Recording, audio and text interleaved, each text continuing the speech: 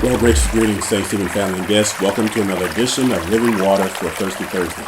And we've been talking about stubbornness, and it's a really good topic to discuss. And hopefully you've been kind of digging into it more for yourself. And today I just want to give a little bit more ammunition, a little more information about this word stubborn from the New Testament. I know we looked at the Old Testament last time, but just wanted to fuel this story. This is from Mark, the 3rd chapter.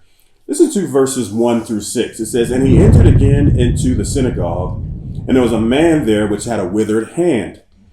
And they watched him whether he would heal him on the Sabbath day, that they might accuse him. And he saith unto the man which had the withered hand, Stand forth. And he said unto him, Is it lawful to do good on the Sabbath days, or to do evil? To save life, or to kill? But they held their peace. And when he had looked round about on them with anger, being grieved for the hardness of their hearts, he said unto the man, Stretch forth thine hand. And he stretched it out, and his hand was restored whole as the other. And the Pharisees went forth and straightway took counsel with the Herodians against him, how they might destroy him." Now, in with that piece, we'll start with the ending of that where it says that they might destroy him, which means that they might kill him, that they might ruin his reputation, that they might stop his ministry.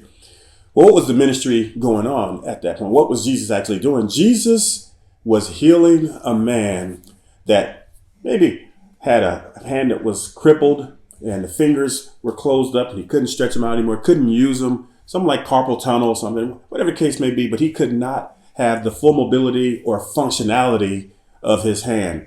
And it starts off, he says, he came into the church, which is the synagogue.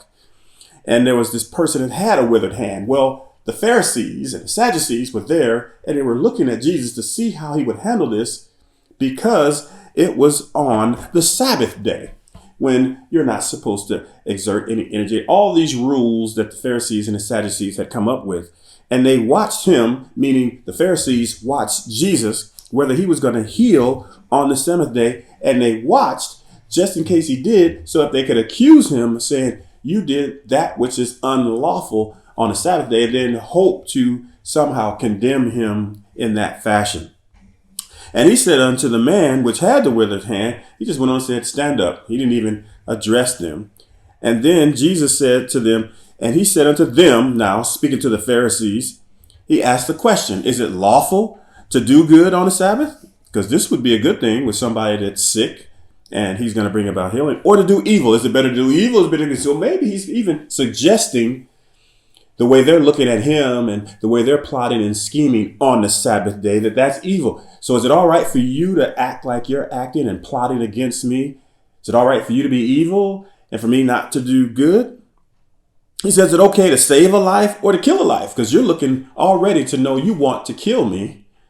Or is it better for me to help this young man with his hand or to save his soul or whatever? It says, but they held their peace. They didn't say a word. They just wanted to see if Jesus would incriminate himself. They just like, we just want to see if you would actually heal this man.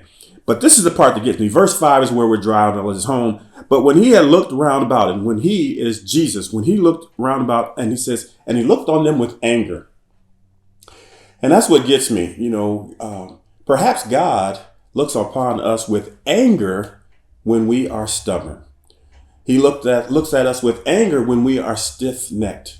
He looks at us with anger when we know right from wrong and we decide to do wrong just because we want to do wrong. Gets God angry because it goes on. It says he looked at them with anger. Obviously, he's also angry because of the way they're looking at things, and he's angry because of their demeanor. He's angry because this is all happening on the Sabbath day in the synagogue, in the church. This is what's going on inside of worship. This is what's going on inside of Sunday school. This is what's going on inside of the Bible study class. This is what's going on inside the usher meeting. This is what's going on inside the deacon meeting, the board meeting. This is what's going on inside the church. So, of course, it bothered Jesus. It angered Jesus. And then it also says, and he was also grieved. And grieved in Greek, as we know, it means actually to suffer loss. right? To be deeply hurt so deep that it's down in your loins, right? And so grieved for the hardness, though. And then this speaks of the stubbornness. The hardness of their heart is what he is speaking of, or the blindness that they have. Even though they know what's right, they have put on these blinders and have gone wholeheartedly towards wrong versus right. And that's just being stubborn. He says, but the hardness of their heart, he says unto the man, go and stretch forth your hand. And he stretched it out, and his hand was restored just like the other one. And then they went out, like we said, where we started, and they wanted to kill Jesus because he helped someone. The crux of what I want to drive at today: are you good with being stubborn about whatever you're stubborn about today, knowing that it angers God?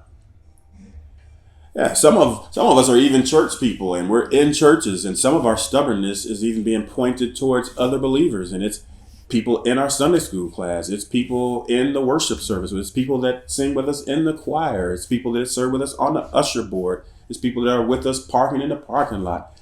All of these different ministries.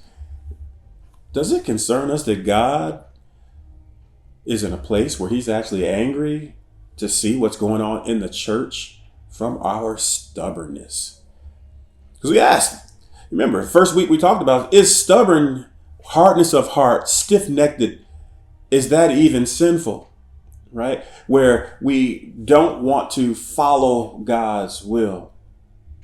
Yeah, I think we have enough example, Old Testament and New Testament, to know being stubborn definitely gets God moving.